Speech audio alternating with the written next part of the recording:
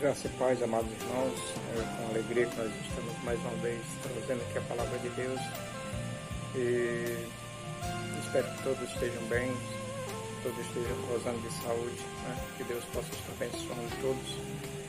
E nesse instante nós convidamos a todos a ouvirem a palavra do Senhor.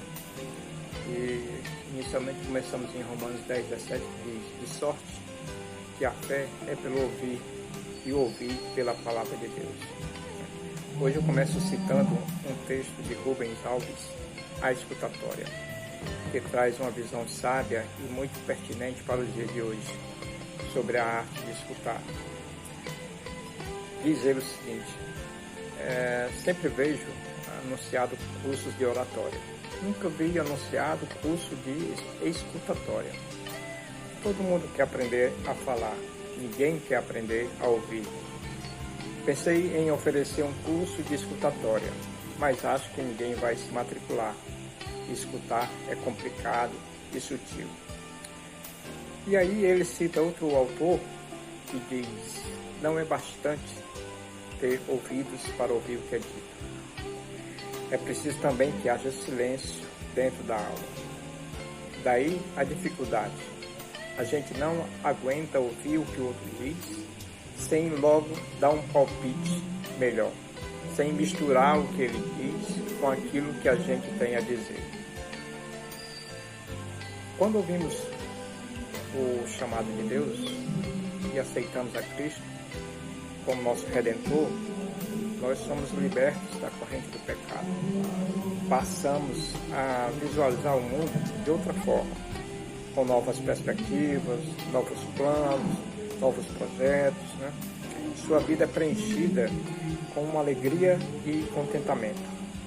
E tudo vai bem, até que surgem os sofrimentos e as dificuldades, e é nessas ocasiões que o inimigo vai cochichar em seu ouvido, dizendo mentiras, para que, se o seu sentimento não estiver bom, volte atrás da sua decisão. Diante de alguns, ele põe a dúvida e as pessoas começam a pensar que não são realmente salvos, que não foram aceitas por Deus e que provavelmente Deus está alheio às suas dificuldades. E o inimigo fala ao teu ouvido dizendo que você deve olhar no jardim do vizinho e perceber que a grama dele, da casa dele, está mais verde que a sua.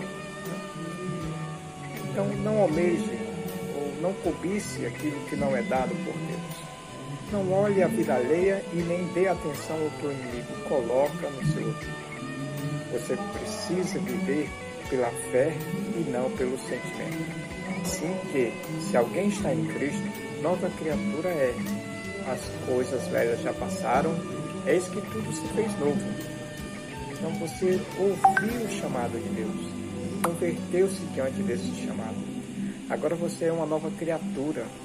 Deus te chamou para uma grande missão. E você é muito especial para Deus. Né? E como é que eu sei disso? Simples. Porque nesse exato momento você está ouvindo a palavra de Deus, ao invés de estar ouvindo a voz da multidão. Amém? Outro ponto da nossa pregação, da nossa reflexão de hoje, é o chamado de Deus tem um propósito. Quando Deus chama o homem ou uma mulher, Ele o faz com claros e grandiosos propósitos. Toda vez que Deus chama alguém, tal pessoa pode confiar que algo especial ocorrerá desde que as ordens divinas sejam obedecidas e valorizadas. Quando adentramos nos portais históricos das Escrituras Sagradas, descobrimos que sempre que alguém ouviu a voz divina, ela foi grandemente usada por Deus para fins extraordinários. Se a gente for ler aqui em Josué, capítulo 1, versículo de 1 ao 2, a palavra diz o seguinte: e sucedeu, depois da morte de Moisés, servo do Senhor, que o Senhor falou a Josué, filho de Num, servo de Moisés, dizendo: Moisés, meu servo, é morto. Levanta-te, pois agora passa esse Jordão, tu e todo este povo, à terra que eu dou aos filhos de Israel. O texto que acabamos de citar, de ouvir, nos mostra que Deus não faz rodeios e não perde tempo. Deus procura ser bem claro quando designa uma tarefa para um servo seu. Por isso, foi direto ao ponto quando falou com Josué, para que esse superasse a morte de Moisés. Uma vez que agora seria ele o novo orientador do povo de Israel, a fim de finalmente conquistarem a terra prometida. Deus costuma apresentar missões aos seus escolhidos. Mas antes de você começar a caminhar na missão, é preciso tomar a atitude de decidir superar todos os teus traumas e proceder com resiliência. O Senhor deseja que você assuma com o coração disposto a seguir exclusivamente todas as suas orientações. Um outro ponto que a gente destaca aqui nessa reflexão é que Deus ele não nos chamou para sermos perdedores, de forma alguma. Deus não tem limite em todas as suas promessas. Ele é criativo quanto às recompensas que oferece aos que não desistem de caminhar. A sua palavra é fiel e verdadeira. Josué, ainda no capítulo 1, versículos 7 a 9, diz o seguinte: tão somente ser forte e muito corajoso, para teres o cuidado de fazer segundo toda a lei que meu servo Moisés te ordenou. Delas não te desvie, nem para a direita, nem para a esquerda, para que sejas bem-sucedido por onde quer que andares. Não cesses de falar deste livro da lei. Antes, medita nele de dia e de noite, para que tenhais cuidado de fazer segundo tudo quanto nele está escrito. Então, prosperará o teu caminho e serás bem-sucedido. Não te mandei eu? Ser forte e corajoso. Não temas, nem te espantes, porque o Senhor, teu Deus, é contigo por onde quer que andares. Então, o Senhor alertou a Josué para ter o devido cuidado de obedecer todas as suas escrituras. Era preciso ser forte e corajoso, pois assim ele se tornaria bem-sucedido em todas as áreas da vida. Deus também ressaltou que meditar na palavra é o ideal para se ter o cuidado de fazer tudo conforme está orientado nela, como se fosse realmente um manual de vida. E essa exortação também é direcionada para cada um de nós, em especial. O segredo da fidelidade está em seguirmos com alegria e perseverança o caminho que nos foi posto a percorrer. Portanto, tornai a levantar as mãos cansadas e os joelhos desconjuntados. Além disso, busque forças em Jesus para prosseguir. Aprenda a sua palavra a vencer o inimigo, a edificar a sua mente e teus ouvidos, sempre atento ao que Deus lhe fala, por meio da Sagrada Escritura. E assim você terá habilidades necessárias para ser um vencedor. A Bíblia também ainda acrescenta: pois todo aquele que é nascido de Deus vence este mundo. E obtemos essa vitória pela fé.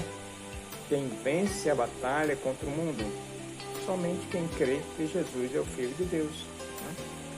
O próprio Senhor Jesus nos encoraja, lá em João 16:33, ele nos diz o seguinte: tenho-vos dito isto, para que em mim tenhais paz, no mundo tereis aflições, mas tende bom ânimo, eu venci o mundo. Como vimos lá aqui no livro de Josué, no versículo 9 também diz: esta é a minha ordem, que sejam fortes, sejais fortes e corajosos. Não tenha medo nem desanime, pois o Senhor, teu Deus, estará com você por onde você andar. Dito isto, nós concluímos que o chamado divino pode ser aceito ou também pode ser recusado. Jonas o recusou, Judas o recusou, Adão também o recusou. Alguns sacerdotes o recusaram, mas a todos quantos abraçaram, o viveram e o valorizaram. Para esse, Deus reservou uma grande graça, não tão comum, uma grandeza nunca antes vista, uma glória nunca antes experimentada. É óbvio, que na vida existem diversos obstáculos a serem superados. Na vida cristã não é diferente, pois enfrentamos as lutas interiores, na qual lutamos contra nós mesmos todos os dias, a fim que se cumpra o que está dito na palavra do Senhor. É necessário que ele cresça e que eu diminua. E um dos desafios que nós cristãos enfrentamos são aqueles que estão relacionados aos nossos sentimentos. E saiba que Deus conforta o abatido e alivia o coração dos desanimados. Deus não te deu uma missão para depois te abandonar. Ele faz te acompanhar do começo ao fim. A sua missão pode ser super desafiadora, mas a vitória é certa. Você não precisa esperar se sentir forte e corajoso o suficiente para assumir a missão. Simplesmente seja forte e corajoso. Assim, você terá condições de enfrentar tudo que for necessário para vencer as dificuldades. De sorte, Deus não te chamou para liderar uma grande nação, ou enfrentar outros povos para assumir o que é seu por direito. Mas Deus te chamou para direcionar os teus passos e de suas famílias, conduzir sua família e outras mais para conquistarem as promessas de Deus é uma das suas missões. E não se acovarde diante das intempéries da vida. Não espere ter um tanque de guerra ou ser um super-herói para enfrentar as lutas e vencê-las. Deus quer que você lute de forma que sabe, com o que você tem nas mãos, com as habilidades que Ele te deu, agora mesmo. Temos o exemplo de Davi, que foi com tudo para cima do gigante, com as armas que possuía e que sabia usar. Tomou o seu cajado na mão e escolheu para si 5 pedras lisas do ribeiro e as pôs no alfoge de pastor, que trazia, a saber, no surrão. E lançando mão da sua funda, foi-se chegando ao filisteu. É assim que está escrito lá em 1 Samuel, 17:4. E hoje, quero que você também identifique as suas armas. Utilize aquilo que Deus já te ensinou, até agora. Use, lute, enfrente as suas batalhas, seus desafios e tenha certeza que Deus está no controle de tudo. Por meio da fé, Deus, o excelso Criador, transforma os buracos negros de nossas vidas nos alicerces de seu edifício. É mais lindo. A fé reage ao amor de Deus e seu perdão, que nos pertence na obra redentora de Jesus, quando Ele morreu e ressuscitou. Fora de Cristo, só existe desespero por causa do fracasso. Mas não se esqueça que você é um escolhido de Deus e muitas vitórias estão reservadas para você. E finalizamos a nossa reflexão citando parte da oração de Abacuque, que diz: ainda que a figueira não floresça e não haja frutos na videira, ainda que a colheita de azeitonas não dê em nada e os campos fiquem vazios e improdutivos, ainda que os rebanhos morram nos campos e os currais fiquem vazios, mesmo assim me alegrarei no Senhor, e exultarei no Deus de minha salvação. Quando você pensar que está sozinho, abandonado, né, que perdeu tudo, né, que não lhe resta mais nada, lembre-se, Deus ainda é contigo, hoje e sempre. Que Deus possa nos abençoar na sua infinita graça e que essa palavra possa crescer em vossos corações. E a sua misericórdia seja convosco por todos os dias. Amém. Que Deus possa abençoar. Convido aos amados irmãos a fecharem seus olhos e orarem conosco. Santíssimo Deus, Pai Celestial, nós invocamos Teu nome santo para Te agradecer, Senhor Deus, por este momento em que podemos aqui como igreja nos reunir, Senhor Deus, mesmo estando em casa, Senhor Deus, para ouvir, Senhor Deus, e meditar na Tua palavra. Que Tu possa estar abençoando o Teu povo e que Teu povo possa ter a certeza, cada ouvinte possa ter a certeza que Tu não está alheio, Senhor Deus, às nossas necessidades, que Tu estás contemplando, Senhor Deus, tudo aquilo que nós necessitamos. Por isso nós nos colocamos diante de Ti, reconhecendo que somos pecadores e que cada vez mais precisamos, Senhor Deus, do Teu direcionamento. Fica conosco, Senhor Deus, e abençoa-nos. E que nós possamos estar, Senhor Deus, também atentos às necessidades do nosso próximo. Que possamos ser vasos de bênção, Senhor Deus, na vida de quem precisa. Ser com aqueles que estão enfermos, Senhor Deus, aqueles que estão nos hospitais, precisando, Senhor Deus, de consolo, que estão de um milagre, Senhor Deus, para que Tu possa operar, Senhor Deus, na vida de quem está precisando. Muitas pessoas doentes, muitas pessoas enfermas que nesse momento estão sofrendo, Senhor Deus, que Tu possa estar dando a eles o alento, Senhor Deus, dando conforto e dando a certeza que Tu está intercedendo, que Tu está olhando para cada um deles, ó Pai.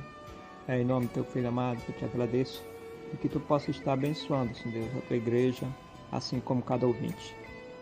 Fica conosco e que Tu possa dar uma boa semana sobre a Tua graça. Amém, amém, amém. Recebei a graça e a paz de Deus, que excede todo o entendimento, guardará os vossos corações e os vossos pensamentos em Cristo Jesus, hoje e sempre. Amém.